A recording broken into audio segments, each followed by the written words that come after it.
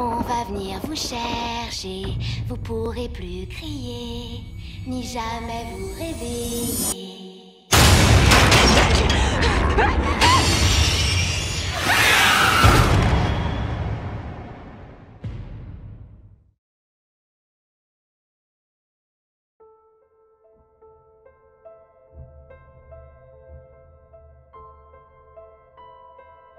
Je n'ai jamais eu beaucoup de chance dans ma vie. Un père alcoolique, une mère schizophrénique, un grand frère tyrannique. Mon père me battait, ma mère riait pour n'importe quoi et se foutait de ma tronche à longueur de temps. Elle avait aussi la phobie de mes cheveux et toujours une paire de ciseaux à portée de main. Mon frère, lui, cherchait constamment à me faire peur dans le noir, dès que j'avais le dos tourné, quand je dormais. Et puis, dès qu'il en avait l'occasion, il me cognait avec ses gros muscles mous. Avec ses poings, mon père caressait aussi doucement mon visage qu'un punching ball.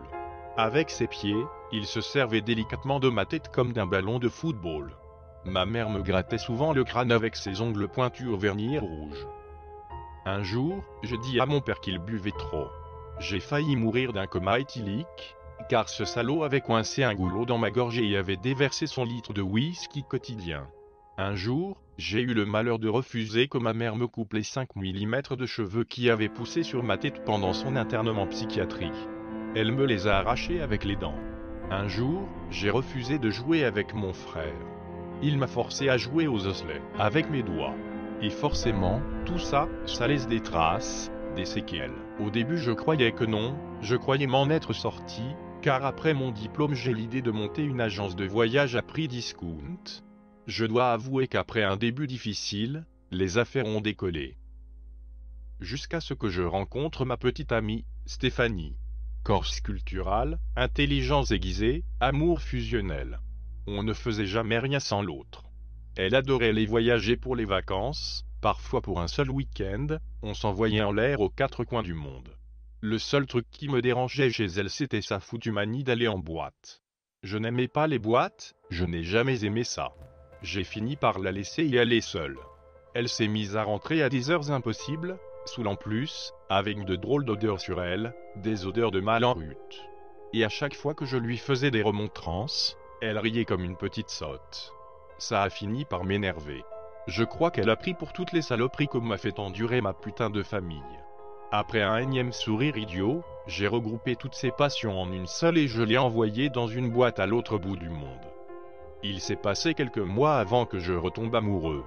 Entre-temps, je suis allé consulter un psy et je me suis fait prescrire de puissants somnifères pour arrêter les cauchemars et les hallucinations. Je voyais ma mère, mon père, mon frère partout. C'était horrible de revoir leur corps calciné. Heureusement que ce jour-là je dormais à l'université, et je n'ai pas été accusé. Je me demande encore qui a bien pu mettre le feu à leur baraque de merde. Je suis resté un peu moins longtemps avec ma nouvelle petite amie. 6 mois, je crois. Je l'ai aussi rencontrée à mon agence de voyage. Comme dans toutes les histoires d'amour, au début ça se passait bien. Mais elle s'est mise à devenir étrange, elle s'inventait toutes sortes de manies comme se laisser pousser les ongles des mains, des pieds et les vernir en rouge. Je n'aime pas le rouge. Elle se maquillait trop aussi, on aurait dit une pute. Et puis toutes les semaines, elle allait chez le coiffeur. Je déteste les coiffeurs. En plus, quand elle revenait de chez ses arracheurs de cheveux, elle riait comme une idiote. Oui, une véritable idiote. Ça a fini par m'énerver. Par vraiment m'énerver. Je l'ai bâillonnée et je l'ai mise dans une grande boîte.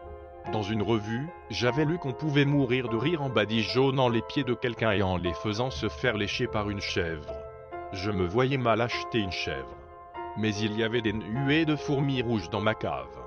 Je ne me rappelle plus combien de temps elle a hurlé, peut-être de rire, mais j'ai trouvé ça long, trop long, et j'avais peur que les voisins l'entendent même si la plus proche des maisons est à 200-300 mètres de la mienne. Je ne sais pas pourquoi, je l'ai étranglée en pensant à ma mère. Mais les fourmis l'avaient déjà bien bouffé au niveau du cou et sa tête m'est restée dans les mains. J'ai aussitôt pensé à mon père et j'ai shooté dedans comme dans un ballon de football. But, puis je l'ai tellement frappé avec mes poings qu'à la fin il n'y avait plus qu'une bouillie de cervelle et de cheveux mélangés à la terre battue de la cave. Pour me relaxer, j'ai joué aux osselets avec ses doigts. C'est drôle, j'y ai pris un plaisir monstrueux. Je suis en train de choisir leur destination. J'ai fait plusieurs boîtes, car j'entendais encore le rire de ma mère à l'intérieur de ce corps sans tête, et j'ai fini par le découper. Ah, j'hésite toujours, Bornéo pour son dos, Cuba pour son cul, la Suisse pour ses cuisses. Ça devrait encore passer, j'ai beaucoup de relations dans les douanes et d'amis de l'Est qui vont m'acheter les organes. Pour faire disparaître les traces génétiques, je dois encore contacter mon ami d'enfance Didier, un pompier. Il est vraiment bon pour faire croire qu'un incendie est accidentel. J'ai hâte que tout soit fini, j'ai hâte de retourner à l'agence. En plus, je crois que j'ai le ticket avec une belle petite gonzesse, célibataire en plus. Une certaine Stéphanie Duval. Elle ressemble un peu à ma mère, elle a le même prénom qu'elle, mais je crois que cette fois je vais réussir à garder mon calme. Enfin, si elle rit un peu trop, je ne lui arracherai qu'une dent, ça la calmera et elle comprendra que je n'aime pas qu'on se moque de moi.